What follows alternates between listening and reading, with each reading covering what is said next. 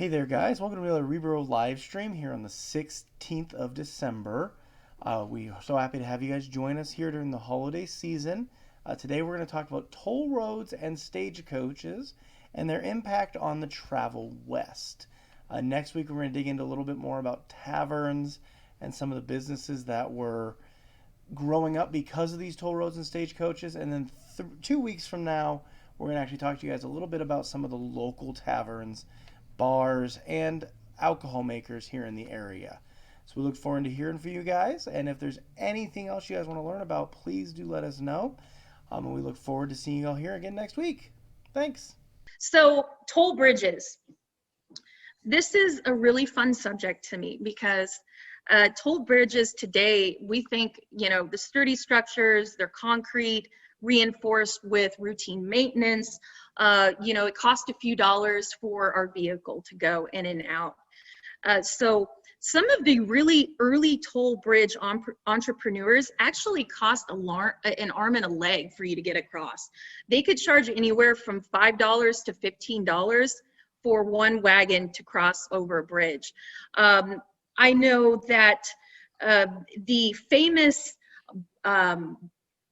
Barlow Bridge up by Mount Hood, that last 100-mile stretch by the Columbia River, where you're at the top of a gorge and you have to scale the bottom of this mountain and back up and all this other stuff.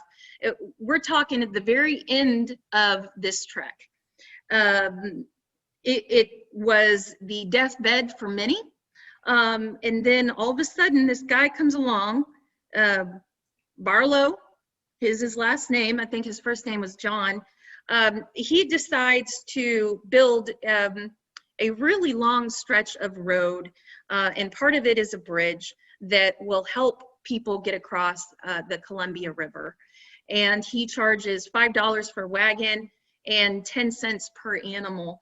And out of every four pioneers, there would one that would try to fare across the river because they didn't have the money. And they would, a lot of times it was a toss-up if they'd make it. They would have to, there were lots of animals that died or you'd have to leave behind. I mean, you were running out of money at that point, Yeah, I mean, to preface this for people, $5 in the 1840s to 50s era would be somewhere between about $150 and $200, depending on the year you're looking at today. Okay. So we're talking about you're talking about a toll of like, if it'd be like if you're going down I-70 over in, the Nebraska Turnpike or the Kansas Turnpike, and they asked you for $200 to take the road. That's what we're talking about here. Like, modern day, even if you pay $10 for the toll road, that's a few cents back then. What they were charging for just the animals was the equivalent of what we pay today in the entire toll. This guy was asking for an exorbitant amount of money at the end of your trip. He was trying to take advantage of people being done. Everyone's taking a long road trip. Well, this is a 6-month road trip. He was taking advantage of people saying, hey, I don't want to be going any farther. I'm done. Here, take $5. I just want to get across this river, get into Oregon and Washington, and just be done. So out of perspective, let's say that you're one of the lucky middle class, you have a little bit of money. How much a year would that be equivalent to in earnings? How much did people make? People average probably about $300 a year okay. Back then. Okay. Wow.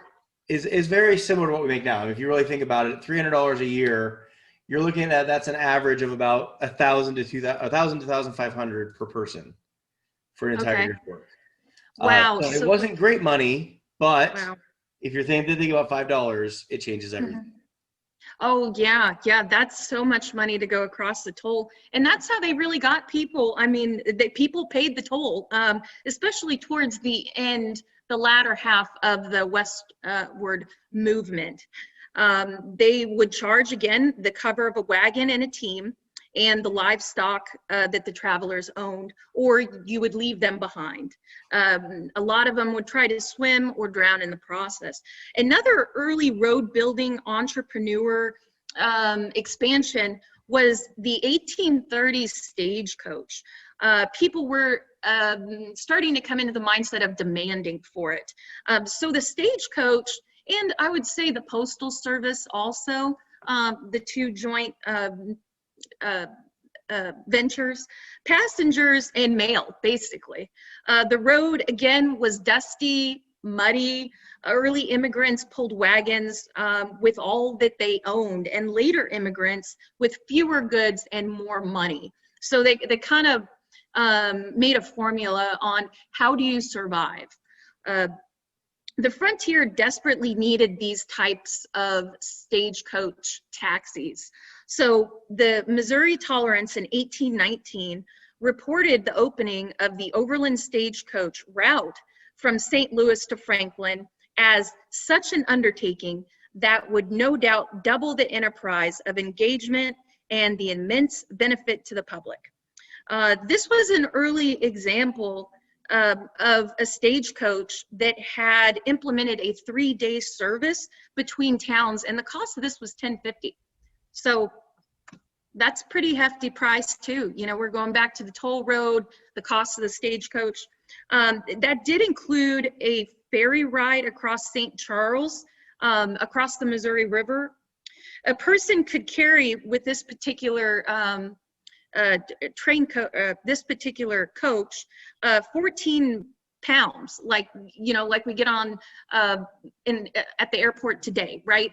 We have a carry-on. So they had a carry-on too, and it was 14 pounds. And if you wanted to upgrade, you could do an additional amenity charge of an extra ticket. So it would cost you $10.50 for more than 14 pounds. And you could go up to 150 pounds at that point for that additional ticket.